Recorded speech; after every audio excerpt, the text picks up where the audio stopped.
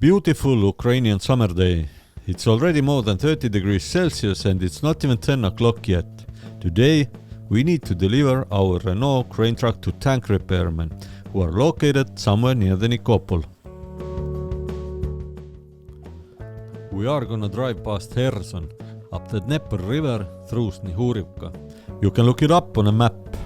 On the other side of the river are Russians. We will drive to the unspecified place to meet the guys who are Marine Corps Mechanic Repair Unit, who repair tanks and other heavy equipment. They have been in bad need of a crane truck for almost half a year, and now we can finally give it to them. On the map, it is not too far away.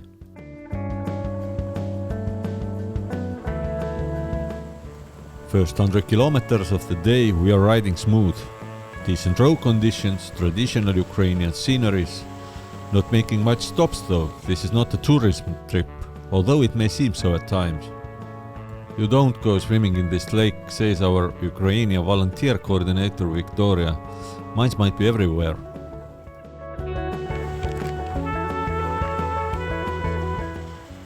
Last look on the field of goals lying in relative peace. That is pretty typical Ukrainian scenery. Ripe grain fields as long as the eye can see. Somewhere in the middle of it, rural, picturesque village houses with couple of goats, a horse, bunch of chicken, and a few friendly dogs not keeping an eye on this wealth. Then we turn off the asphalt road and enter the danger zone. That's no joke, now you gotta be careful. These are minefield signs.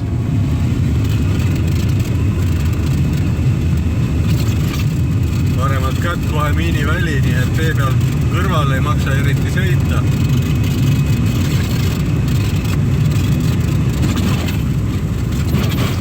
Oleme jõudnud juba siia Hersoni kandi nii-öelda rindetsooni. Et siin on juba raadiosagedused ja asjad on juba kadunud. Miiniväljad on juba kohati paremat kätt. Kui muidu ringi vaadata üldiselt, siis oleks just nagu suhteliselt tavaline loodus. Põllud just kui toimivad, väikene paus.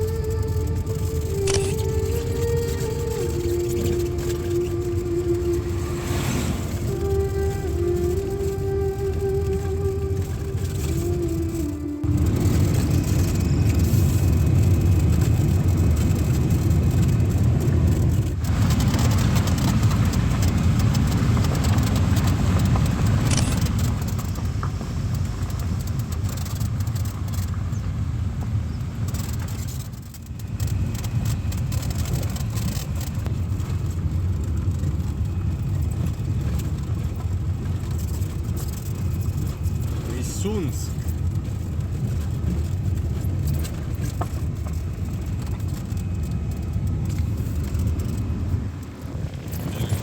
Kaunis Ukraina maasti. Ja on tiiklike kauguses.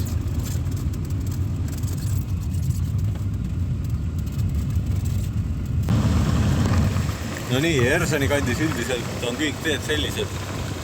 Igal pool kuhu lähed. Selline kiirus on umbes, taguks julgelt, et 10 kilomeetrit tunnis. Aga vahepeal saab 20 peale ka üles. When driving in the area close to the front, there seems to be peace all around. Not much human activity. A lot of wild animals and birds, for example, the pheasants. Now they are everywhere, but nobody can hunt them. You can't shoot. There's also a lot of foxes and deers and so on. There's huge areas that were previously maintained, but are now wild and rampant. Sun is shining, time seems to stand still, and you seem to have no problems at all. That is deceptive. There may be a drone high up that is currently reporting your coordinates to somewhere, or there may be random grad missile that has gotten loose, flying to your direction, like that one. On the field, under the green grass, there might be actually minefield, sleeping silently and waiting for prey. That's one side of that damn war.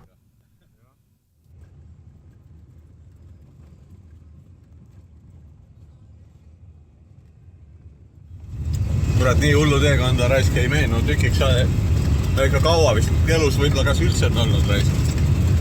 Ma ei tea, saad põhimõtteliselt see kuradi auklik tee, mis Hersonisse viib.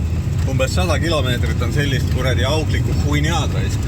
Kiirus on umbes 5-25 kilomeetrit tunnis ühest august sõidab teise ja kogu see aeg on siis lõõmav päike kuradi küpsetab lagi pähe otse.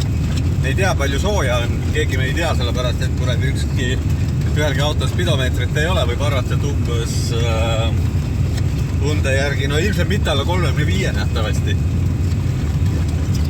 Kus juures ei ole isegi täitsa tuulevaikne, kui oleks täiesti tuulevaikne, siis oleks täiesti perses. Mingi tuul ikkagi nagu puhub, aga see tuul on niivõrd palav leitsak, et ainukene variant elada selle kuradi sellistes tingimustes on kogu aeg endal iga veidi aja tagant lihtsalt kallata vett pähe ja kogu aeg hoida oma kuradi särk läbi märgi, et siis tuul natukene justkui jahutaks, tekitab mingisuguse soojuspumba efekti. Kanged tüübid need ukrainlased, kes sellises kohas elavad reis. Vahepeal on küll selline tunne, et ükskord lihtsalt kuskil puu all pildi kotti ja oleks rahulikult kuradi levos reis.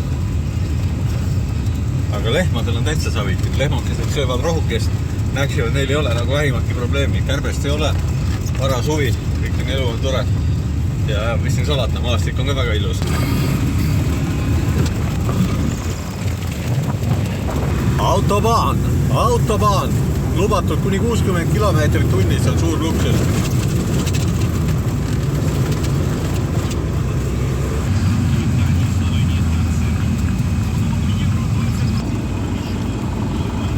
Ei jõua ilma koormat üles minna. Seinad kuuli auke täis.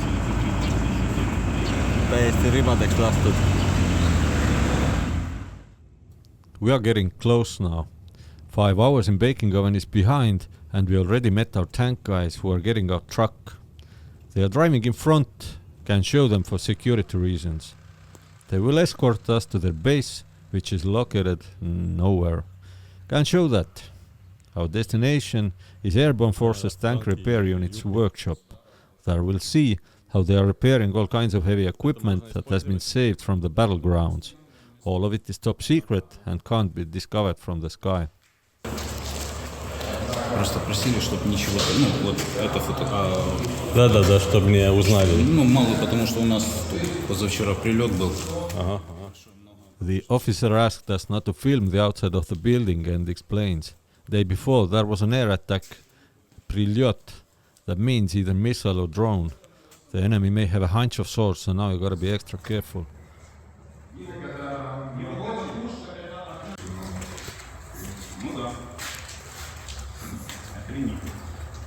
Сейчас будем его восстанавливать. А что было? Там башня повреждена. Can't really say the exact model of this tank. Maybe T-64. There's a place for 3 people in there. The driver, the mechanic and the gunner, which goes with the model, but there has been a lot of variants in use all over the place. If you know the model, let me know in comments.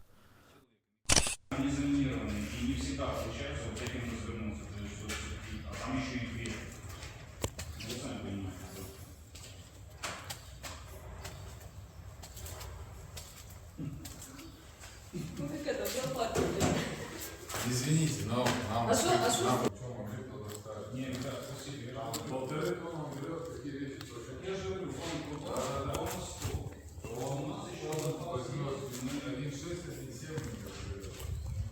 Selline näeb välja suur tükk, tanki suur tükk.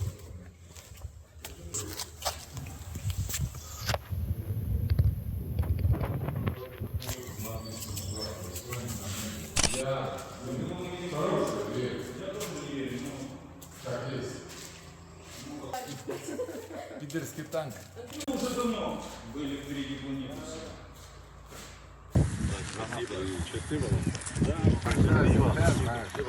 Не, мы еще не прощаемся, мы сейчас пойдем еще поужинаем, вы же с дороги.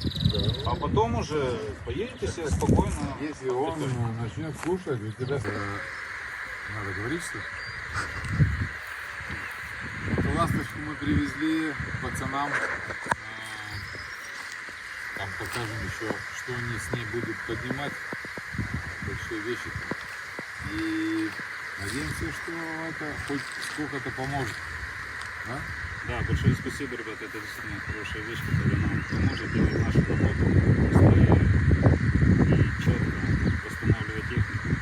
И я надеюсь, мы скоро их победим, потому что затянулось, сильно затянулось. Слава Украине! Героям слава! Стартовать. Чуть-чуть подъеду. Да. Такой маленький, а уже Жигули. Ну давайте.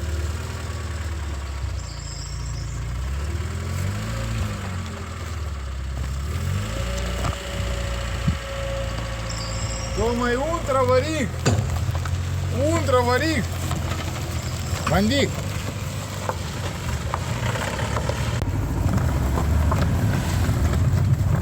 Анди, можешь мне позвонить? Так надежда и готовится. Класс. Вот тебе люди покупают 1000 евро, платят гриль какой-то, да, там.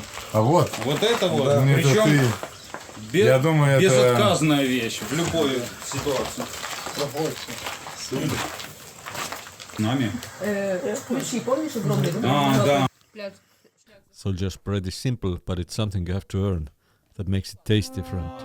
Спасибо, что вы приехали, что вы нам помогаете. Уже Иллюзия. просто да, это иллюзия. Да, иллюзия. Это просто она... Ну как? Мы только это собираем окрошку там.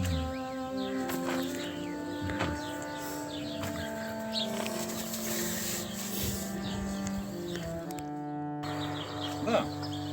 Выбросили в первый... А на третий день уже сказали, что все. 200. Это все. Их кабами.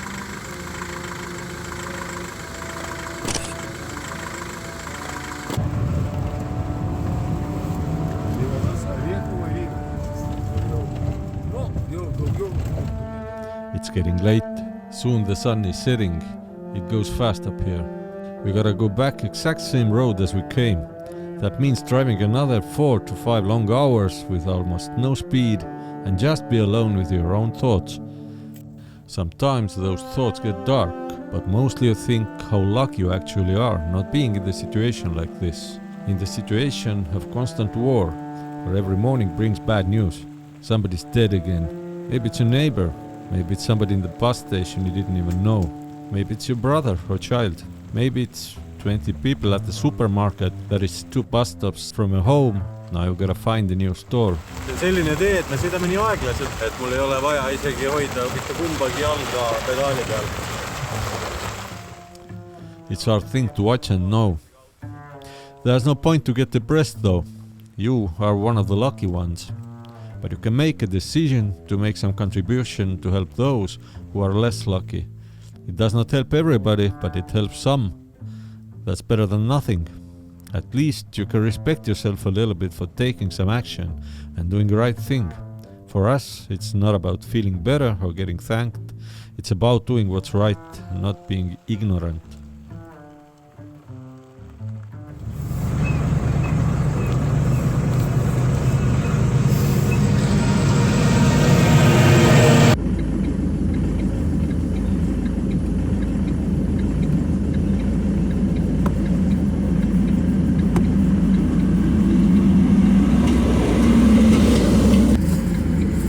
Вот, пацаны.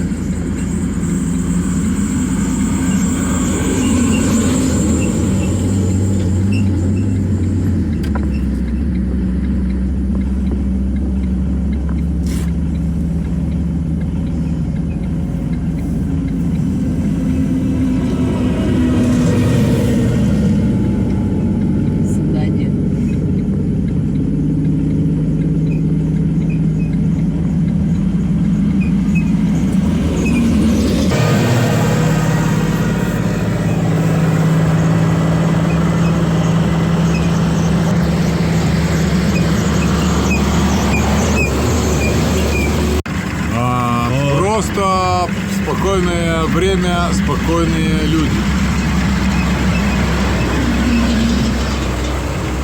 Еще что-то? Какое-то движение здесь или... No, кто-то ездит, комбайн. Niimoodi siin vaikselt siis sõidame. Kiirus on hetkel.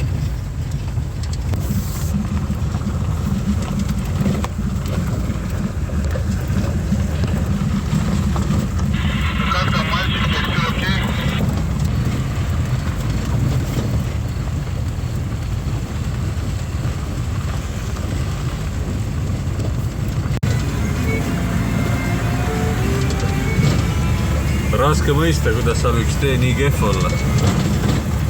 See oli väga ilusti öeldud. Mõlemal pool teed on miiniväli. Muidu väga lüüriline Kohtli-Ind laulab ja kõik on tore, ainult et siin ei maksa ühtegi sammu tee pealt kõrvale astuda.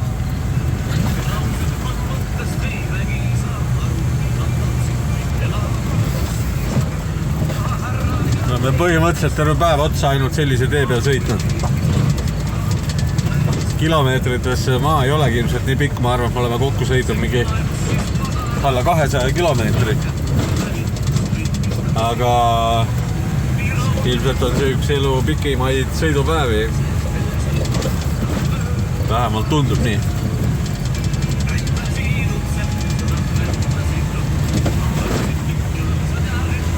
Это кто? Не видел? Лисенка. А имя есть? Конечно, Минди. Минди? Мы же это... Дороги. Я Минда. Да. Здесь Минди. Это Минди. Ладно, не переживай. Все окей. So basically we found this kitten at the gas station.